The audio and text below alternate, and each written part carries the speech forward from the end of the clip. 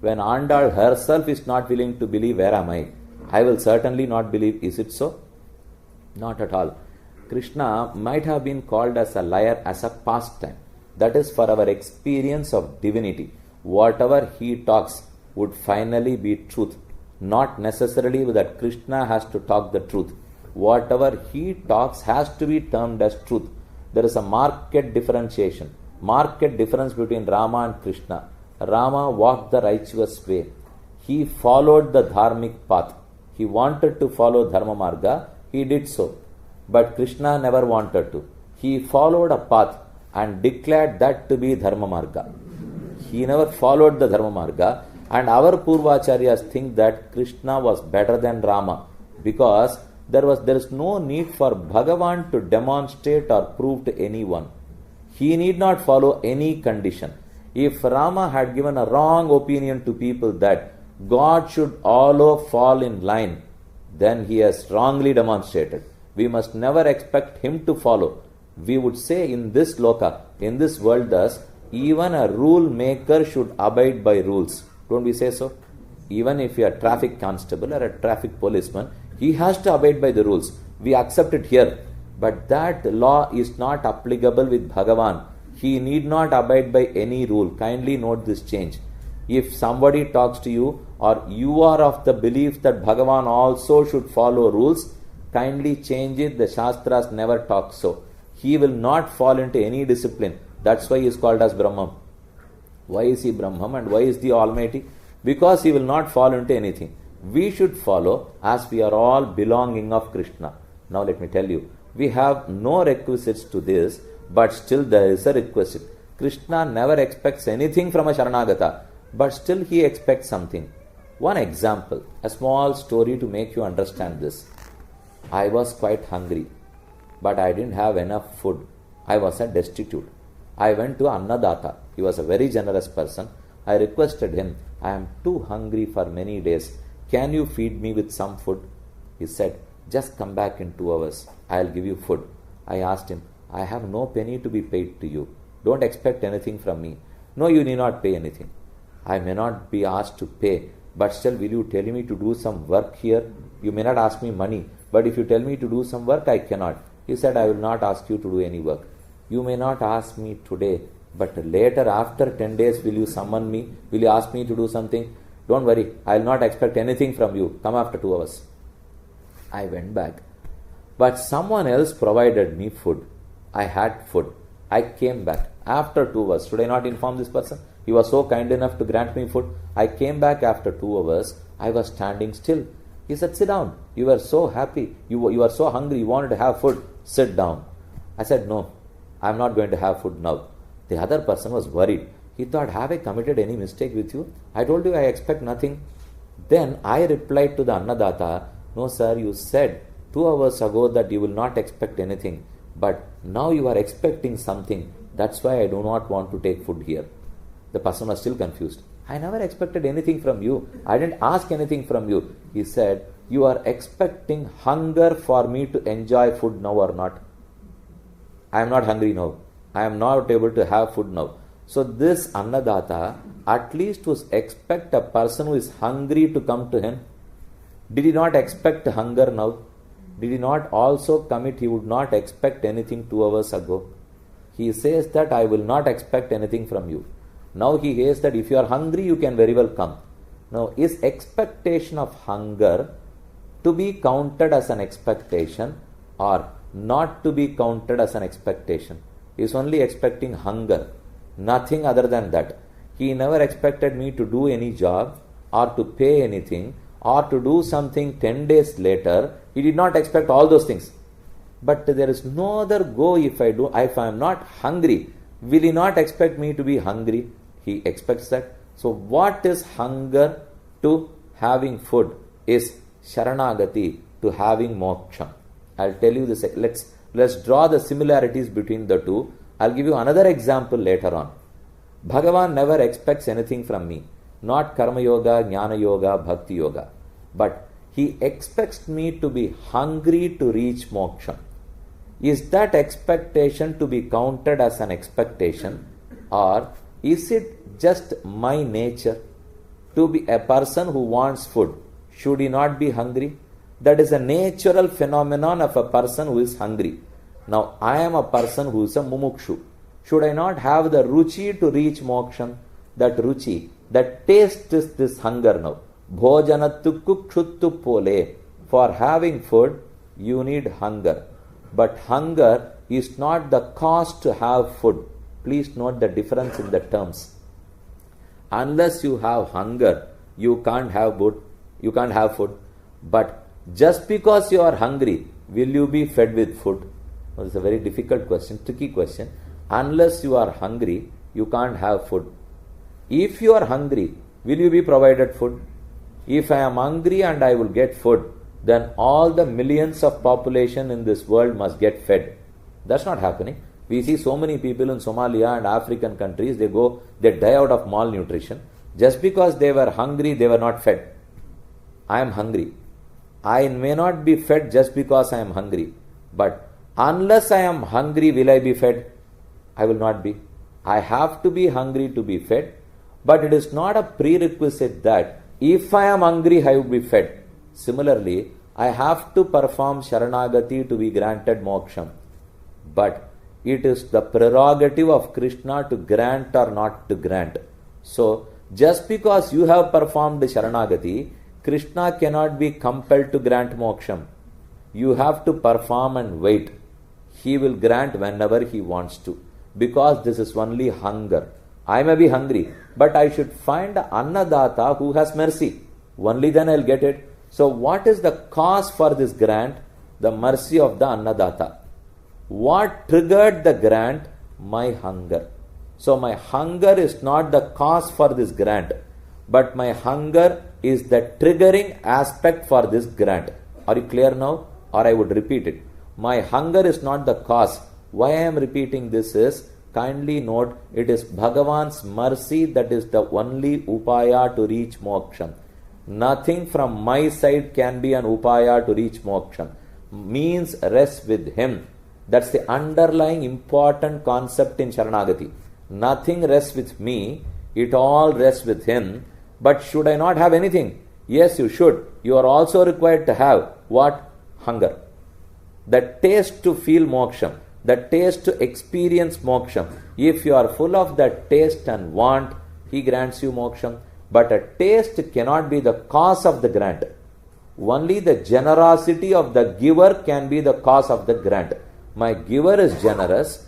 He was very kind enough to grant me. So his kindness, his compassion, his mercy, these are all the causes. These cause the grant. But what should have caused? If I perform Bhakti Yoga, then the cause rests with me. Because it is through my efforts I reach Vaikuntha. Then the cause is with me. But in Sharanagati, the cause rests with him. His mercy is the cause. Then can you argue like this? Since his mercy is the cause for this grant, why not I do not perform Sharanagati? Anyhow, he is the Annadata, he is going to grant. Let him grant on his own. Why do you request me to perform Sharanagati? This performance is not a performance of a upaya. This performance is communication of hunger. You note that point? This performance is just communicating that I am hungry to my Lord. Having heard that my disciple is hungry, Bhagavan out of his compassion grants moksha. So, not that I was hungry and I was given, because there are so many people who are hungry, they are not given. I communicated my hunger, I communicated to the right person, he was full of compassion, so his compassion made him grant moksham to me. After performing Sharanagati, I cannot also compel Krishna, now this moment you grant me. You can, but he may or he may not. The prerogative, the call rests with him. ஆழ்வாருடைய ஒரே ஒரு பாசுரம் சொல்றேன். அவர் சாதிக்கிறார், மாறி மாறாத தன்னம்மலை வேங்கட தன்னலை வனத்தடர ஏரியாம் வண்ணம் இயற்றும் இதுவல்லால் மாறி யார் பெய்கிப்பார் மற்று வனத்தடர ஏரியாம் வண்ணம் இயற்றும் இதுவல்லால். I had to store rainwater.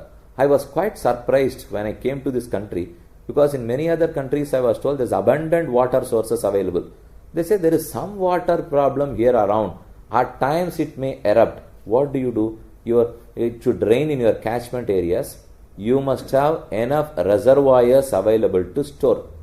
I built a big reservoir. I built a dam. Immediately I looked upon the rain gods. Having built the dam, now I demand you to rain. Can I do that? I have built a dam. Can I demand with the God that he should rain? He will not. He may not. He may or he may not. So building a dam is not the cause for rain. For that, I thought, anyhow having built a dam, it is not going to rain. Why build a dam at all? Why build a reservoir at all? Let me not build. Anyhow, as I built, he didn't rain. So let me not build. If you do not build, when it rains, you cannot store. The problem comes there. So you will have to build and wait. Just because you built it, it's not going to rain. But if you do not build it, then you waste rainwater. Similarly, just because you surrender, he may not grant. But if you do not surrender, when he grants, you cannot save. The problem is that. So I will have to surrender and keep waiting. He will grant. Unless you have surrendered, you are not the recipient of the grant anymore. He will grant you, but you must be prepared to receive. If the reservoir is not ready, then rainwater is wasted. If I have not surrendered, then the rainwater, which is Bhagavan's compassion, Bhagavan's mercy, that gets wasted. Anala Sharanagati Panna Birpadha Moksha Kadaikum. Sharanagati Pannatta Moksha Kadaikum. Ana Sharanagati Pannattukaha Moksha Kadaichurat. Sharanagati Pannatta Moksha Kadaikum.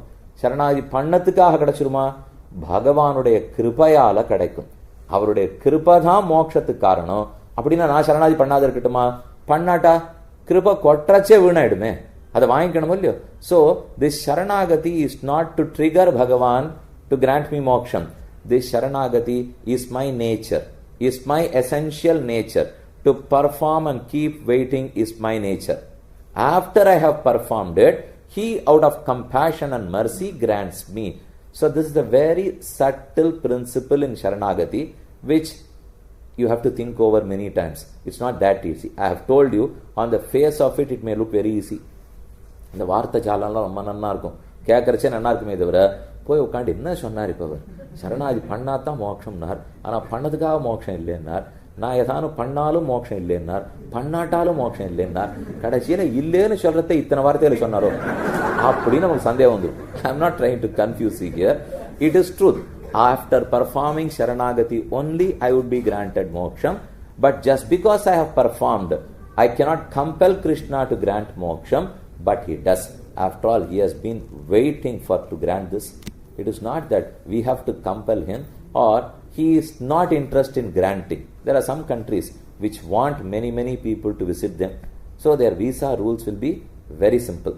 But there are other countries, they do not want people. They are already overloaded. Then they make their conditions very stringent. We see both countries. You want to visit America, it's too difficult. The only route available is through Canada. Because Canada, it's so easy to get in. But to United States of America, it is difficult to get in.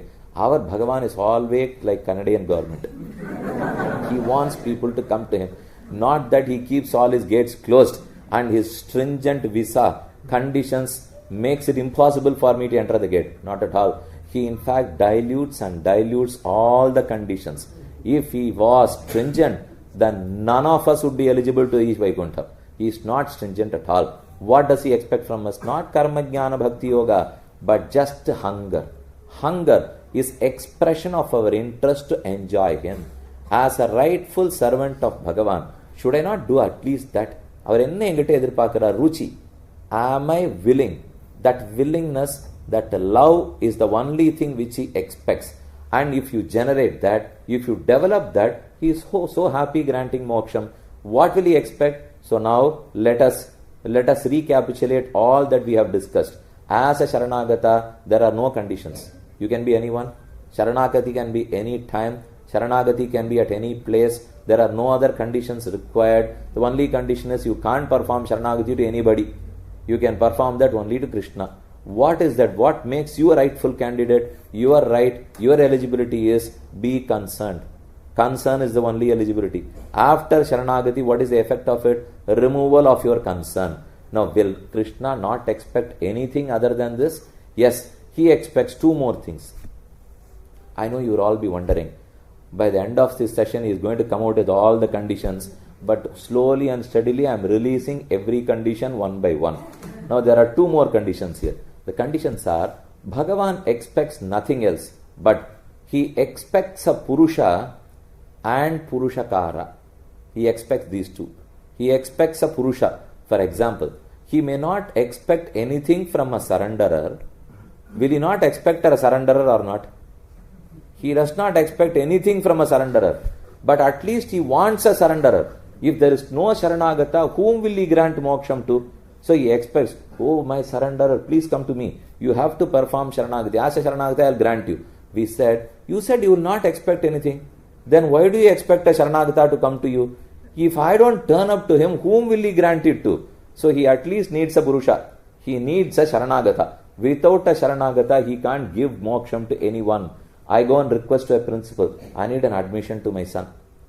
Principal said, okay, you bring your son tomorrow, I'll try and do my best, I'll certainly give you an admission.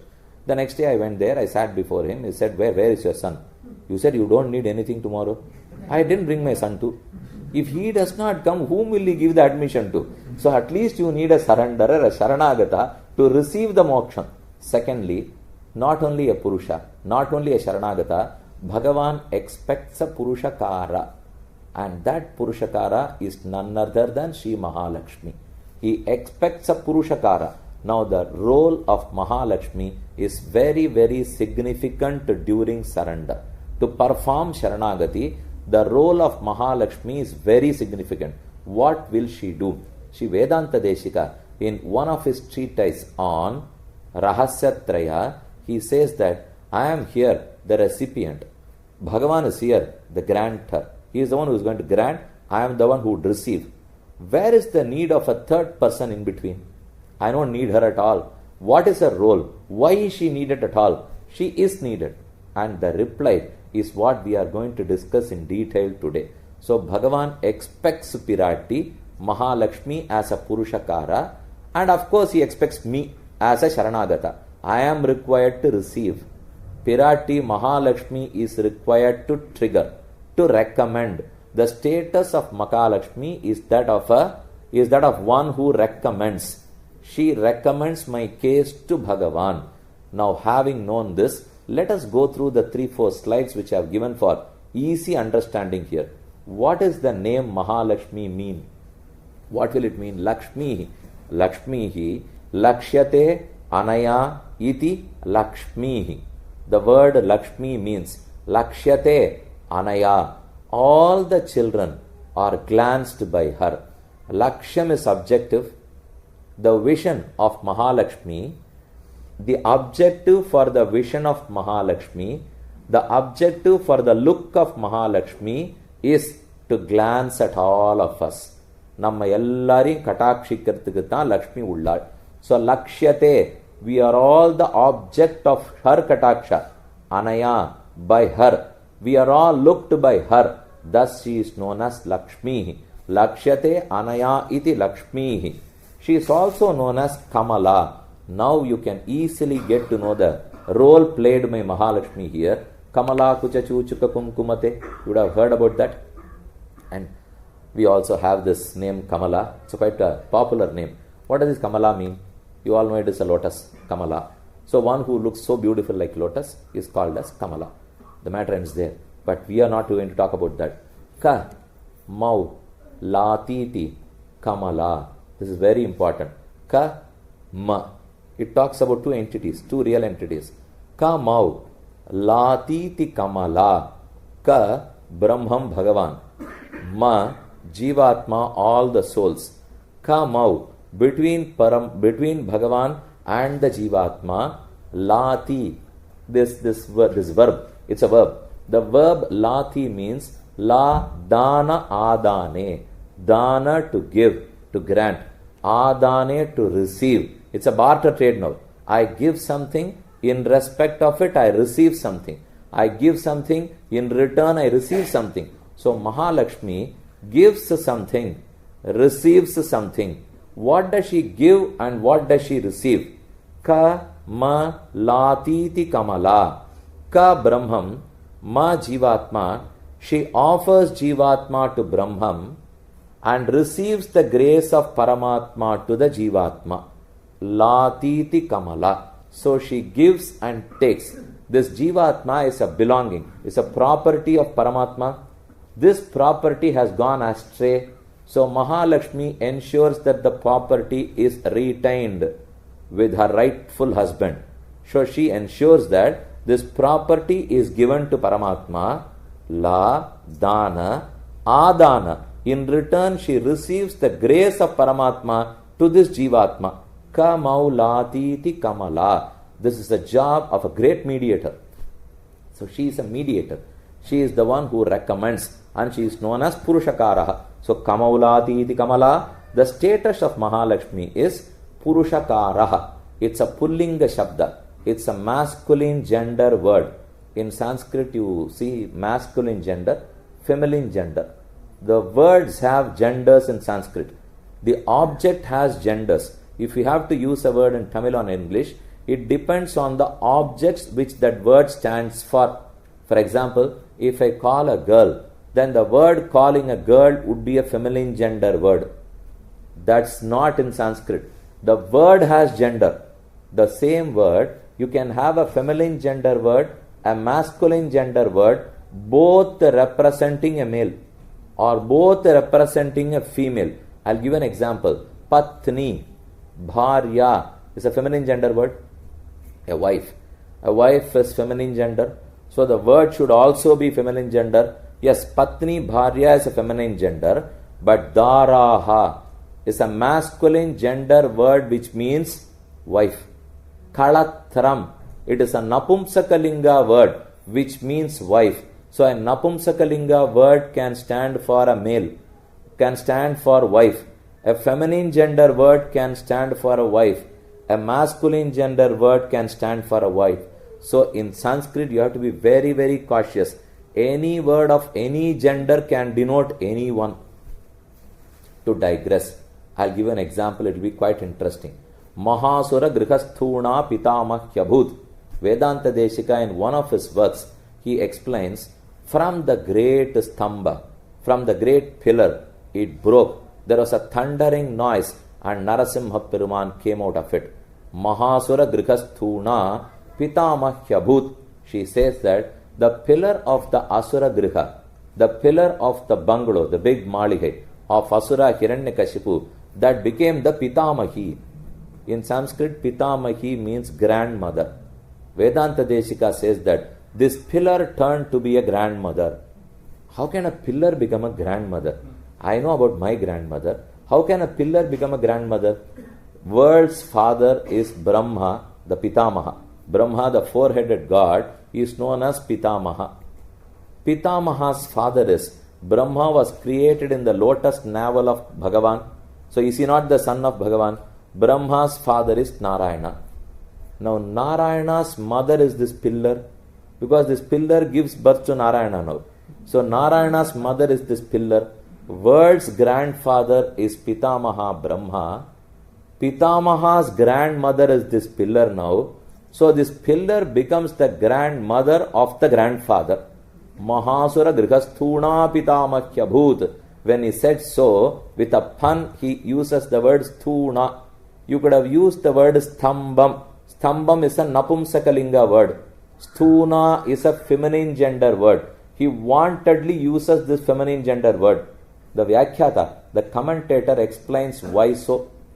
It is so because this is a Prasava Prakarana. Now we are talking about pregnancy and childbirth now. Why call this pillar with an Apumsakalinga word? Pregnancy and childbirth are related with females only. So at least let me use a feminine gender word to denote that. I could have used stambham, which is an Apumsakalingam. Instead he uses thuna, which is a feminine gender. He uses a feminine gender word because it is now giving birth to a child, which is Narasimhavatara. A male cannot give birth to a child. A Napumsaka cannot give birth to a child. Only a female can. So he wantedly uses it. He was known as Kavitarkika Simham because his prowess in using the right words to denote the right meaning. Mahasura Grihasthuna Pitamahyabhut. So you must note here, any word, any gender. The gender is to word. Gender is not to the object at all. We are going to talk about Mahalakshmi, who is the greatest of the females. She is known as Narinam Uttama Vadhuhu. Out of all the Nari Manis, out of all the females, she is the head of them. But that Nari Mani is called by a Pullinga Shabda. Purushakaraha is a masculine gender word. So a masculine gender word is explaining the status of Mahalakshmi. Is it right? We must have used a feminine gender word. It is not so, because this language is so rich that it can use any gender to denote anyone. The gender is to the word only. Purushakaraha. What is the meaning? Purusham karoti iti purushakaraha. You will have to go step by step here, understand and digest, so that at the end of the day you are quite clear about what we discussed yesterday, and as a result what we discussed today. It is only an extension today. Purusham karoti iti purushakaraha. Purusham karoti. One who makes a man behave like a man. She is a purushakara. Purusham karoti. She makes a man. Not that she creates a man, but a man should behave like a man. He failed to behave like a man. Pirati Mahalakshmi ensures that he behaves like a man. Purusham karoti. Which man are we talking about now? Who is the man she is creating, or who is the man she is correcting? Both. Either Paramatma or all the Jivatmas. We are all Purushas. Bhagavan is also the Purushottama. Bhagavan is the Purushottama. We the Jivatmas are Purusha. When I mention Purusha, I am not talking about male folks now. I am talking about Jivatmas. The word Purusha will only stand for a Jivatma and not to a male or female by body. In this birth, through our structure, we may be called as male or females. But the word Purusha stands for an Atma. You know why? Puri Shete iti Purushaha. Puri, in a place, in a pattana. Shete, one who reclines, is a Purusha. Puri Shete iti Purushaha. Here our Hridaya Kamalam is the pattana. It is a place. It's a place to stay. Atma reclines there. He sleeps there. Puri, in the Hridaya Puri. Shete, as he reclines there, he is known as Purusha. So the Atma is called here as Purusha, not a male or a female. Purusha, Purusham karoti. She Mahalakshmi ensures that all Atmans behave as Atmans. She also ensures that Paramatma behaves as Paramatma. He must be a Purushottama. He is a Purushottama. The entire 15th chapter talks that Krishna is Purushottama. Atosmi loke vede cha prathitaha Purushottamaha. Dvavimau purushau loke ksharaha akshara yevacha. Ksharas sarvani bhutani kutasta akshara uchyate. Atosmi loke vede cha prathitaha Purushottamaha. I am the Purushottama, the most supreme. Krishna boasts of himself, but at times he forgets that. He must behave as a Purushottama always. Krishna forgets to behave as a Purushottama. Pirati ensures that he behaves as a Purushottama. What is her role in making him? What is her role in making him behave like a man? What should a man do? As a Purusha. Now let's get into the etymological meaning of the word Purusha. You might be seeing for the past 3 days now, I have given all the Vyakarana meaning of every word. Unless you note that, you cannot be confident on the theory that you are learning. You must be clear. Explanation and Upanyasam, lectures, discourses, oratorical excellence means nothing here. No one will give any respect to those things in this Sampradaya. Here, definitions, your grammar, whatever you talk of, the concept, the strength of it, the Vada, Prativada are very, very important. Unless you are clear there, then you will lose on the way. என்னென்னமோ பேசிகிட்டே இருக்கலாம். என்ன சொல்லியிருந்தார், 2 மணி நேரம் சொல்லியிருந்தார், அவருக்கு தெரிஞ்செல்லாம் சொல்லியிருந்தார் அப்படின்னு. அப்புறம் அப்படி சொல்லியிருந்தா போருமா? இப்போ என்ன இருக்கோ வியாக்கரணப்படி, மீமாம்சப்படி, தர்க்க சாஸ்திரப்படி தப்பில்லாத வச்சுக்கணும். அதில் போய் பயந்துடக்கூடாது. போய் ரொம்ப கஷ்டமான விஷயமா இருக்கும் போல் இருக்கே, எதுக்கு இதுன்னுட்டு அப்படி போனா போகிறதுன்னு பேசிகிட்டே போயிருந்தோம்னா அப்புறம் போட வேண்டியதுதான். எங்கே போகிறது? போக வேண்டிய இடத்துக்கு போக வேண்டாமா? அது போக வேண்டிய இடத்துக்கு போனோம்னா அப்போ தெரிஞ்சுக்க வேண்டியது தெரிஞ்சுட்டு தான் ஆகணும். புருஷா புரு பகு சனோதீதி புருஷா. One who grants, one who continuously grants, one who is generous is a Purusha. Puru Bahu Sanoti. He graciously gives. He continuously grants. He is generous as rain god. He is generous as a wish-bearing creeper. He is generous as Kamadhenu. He is generous.